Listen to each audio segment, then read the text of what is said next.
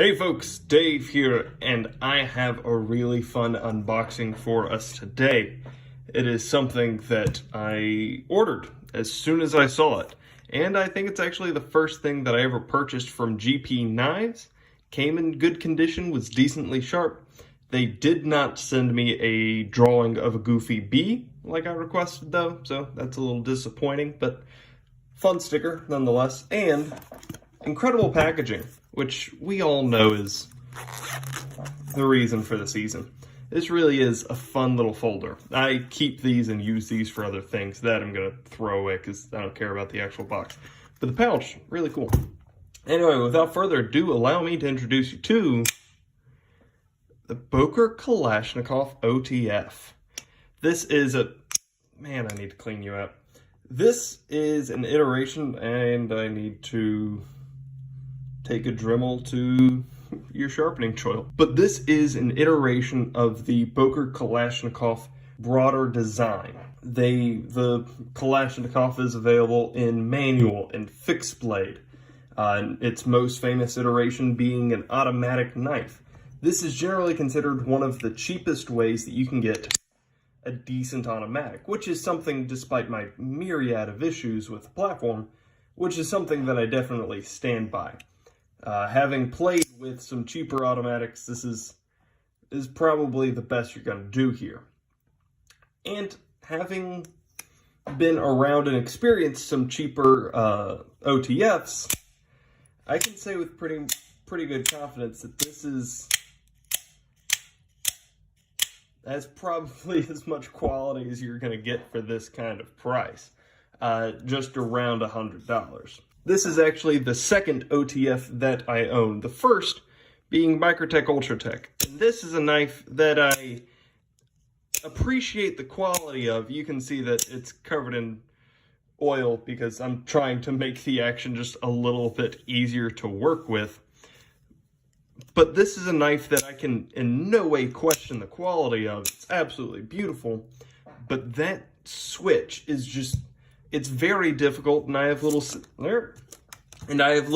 thumbs is the issue that tire out quickly. This, the Kalashnikov produced by Cobra Tech, by the way, seems to be much easier to work with and satisfying, no doubt about it. It came paper cutting sharp. It was very sharp. So I just touched it up a little bit to make it shaving sharp, which is where I like to keep my stuff. With the D2 blade, you can see right there, as well as the little Cobra emblem. This is a fair representation of the Kalashnikov platform. I love that they kept in the grooving, kept in the solid ergonomics, but made the pocket clip just a little bit better. So you can see right there, it's got recessed screws. Little bit of jimping back here for your hand to really catch the meat of. This is a knife I'm excited about. One of my great issues with it so far is this is an issue that a lot of OTFs have, just nature of their platform, but it makes them all look a little goofy to me, is that this is a tiny blade for a really big handle. If that's something that doesn't bother you quite as much, I think that this is a great way to go. I initially ordered it from GP Knives because I was convinced initially that it was a GP exclusive. I have now seen it on sale at Blade HQ as well, so it isn't an exclusive. They just were the first to send out an email, which heads up for all you marketing nerds. But this is something that I'm very excited for. The existence of this knife implies the Kalashnikov, oh come on, I really need to clean you. The Kalashnikov generally is an evergreen money machine product where they churn out so many colors and a handful of steels and so many styles.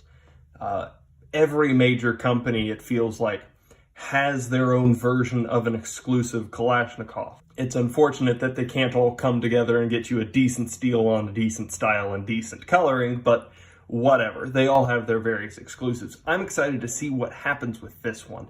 This is an excellent knife, and I am super excited to have it.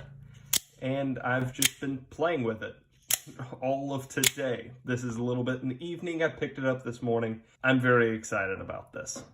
And I look forward to playing with it and being able to beat on it a little bit and use it a little bit more so that I can bring you kind of my full thoughts on the issue. This is, like I said, this is just kind of a preliminary thing. Really got to clean this off, let it dry out, and hope the action stays where it is. Gosh, that's nice. There's nothing quite like playing with a well-tuned, playing with an OTF that like you can really get your hands around and actuate. It's so satisfying just to flick it out. The fun part about this is that honestly, I never thought of something like this would exist. Putting the Boker Kalashnikov in an OTF to, finish the sweep. Well, I guess that now they got to do a ballast song. But it's a knife that I never thought of. And now I'm looking at my box, going through it, and wondering like what other iterations of famous knives haven't been done yet. Like an assisted Delica or something dumb like that. What of those? Screw it. What is it that you can think of? What are some of your favorite kind of evergreen knives that, if you could switch the platform a little bit, maybe it's a fixed blade and you want a folding, or it's a folding and you want an assisted knife. What would be the change that you would implement? Spice it up a little bit, like the Buck 110 Auto. It's just an interesting thought, and I love it when different companies explore these different options. I do hope that this one's a financial success, so that other companies continue to do this and to do similar things to this as well. I know the Buck 110 has been.